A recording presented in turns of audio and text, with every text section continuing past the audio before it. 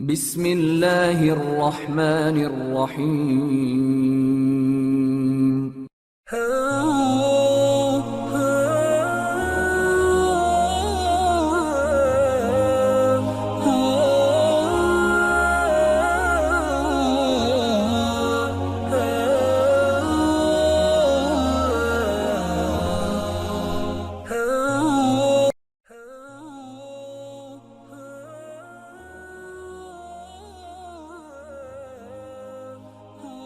نبی کریم علیہ الصلوۃ والسلام کی ذات اقدس کے حوالے سے سلسلہ پنجتنی نے نوجوان نسل کی بہتر رہنمائی اور آگاہی کے لیے ایک سلسلہ وار پروگرام فوق البشر کی عنوان سے ترتیب دیا ہے۔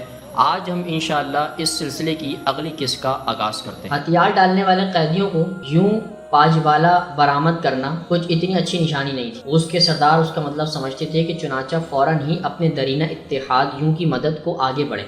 انہوں نے جرح کی کم از کم آپ علیہ الصلوۃ والسلام قریظہ کی زندگیاں تو بخش ہی سکتے تھے، اور جیسا کہ اس سے پہلے کینکا اور نذیر کے ساتھ سلوک ہوا ویسا ہی کریں، لیکن آپ علیہ الصلوۃ والسلام صرف ماضی کو دہرانے کے بجائے کچھ بڑھ کر چاہتے تھے۔ اب کی بار ایسا محسوس ہوتا تھا کہ وہ مستقبل کے لیے ایک ایسی مثال بن کر پیش کرنے کا ارادہ رکھتے تھے جس کے بعد ماضی کو دہرانے کی ضرورت پیش ہی نہ آتی، بار بار کی تنبیہ اور نشاندہی سے ایک ہی بار جان چھوٹ جاتی۔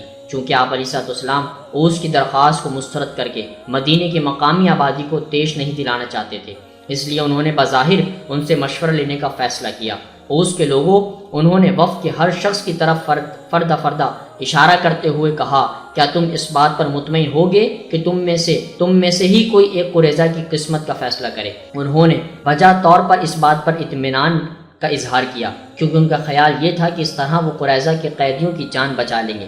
اگرچہ فیصلہ تو اس میں سے ہی کسی کنبے کا کوئی شخص کرتا، لیکن وہ شخص کون ہوگا؟ یہ فیصلہ بدستور آپ علیہ الصلوۃ والسلام کے پاس تھا۔ قریظہ کی قسمت کا فیصلہ کرنے والے جس شخص کو نبی کریم علیہ الصلوۃ والسلام نے چنا، وہ یقیناً جانتے تھے کہ وہ اسے کیوں چن رہے ہیں۔ بعض روایت میں چنے جانے کے والے شخص پر اوس کے تقریباً اور قریظہ کے اکثر لوگوں کا اتفاق تھا۔ یہ قبیلہ اوس کے ایک نامی گرامی سردار حضرت سعد بن معاذ رضی اللہ تعالیٰ عنہ تھے۔ حضرت سعد بن معاذ جنگجو اور سخت طبیعت کے مالک تھے اور خندق کی لڑائی کے دوران اٹھنے والی افواہ یعنی غطفان کو کھجور کی فصل کا تیسرا حصہ دینے کی بات پر شدید مخالفت کر چکے تھے۔ وہ فصل کا تیسرا حصہ تو کجا ایک کھجور بھی دینے کے خلاف تھے۔ اب انہیں اپنی ملکیت حوالے کر دیں۔ وہ غصے سے بولے تھے، ہرگز نہیں، ہم تلوار دیں گے۔ ان کی تب خون بہانے اور بڑھ جانے کے شوق اور جوش کا نتیجہ بھی نکلا تھا۔ وہ خندق کے دفاع کے دوران اپنی جارحانہ طبیعت کے باعث باہر نکل آئے اور تیر لگنے کے باعث شدید زخمی ہو چکے تھے۔ ان کی حالت تشویشناک تھی اور وہ جانتے تھے کہ اب ان کے پاس زیادہ وقت نہیں بچا۔ چونکہ وہ چلنے پھرنے سے قاصر تھے، اس لیے چمڑے کی ایک پالکی میں بٹھا کر آپ علیہ الصلوۃ والسلام کے پاس لایا گیا اور وہاں انہوں نے اپنی بگڑتی ہوئی جسمانی حالات کا ذکر کرتے ہوئے ایک انصاف برتنے کا عہد کیا۔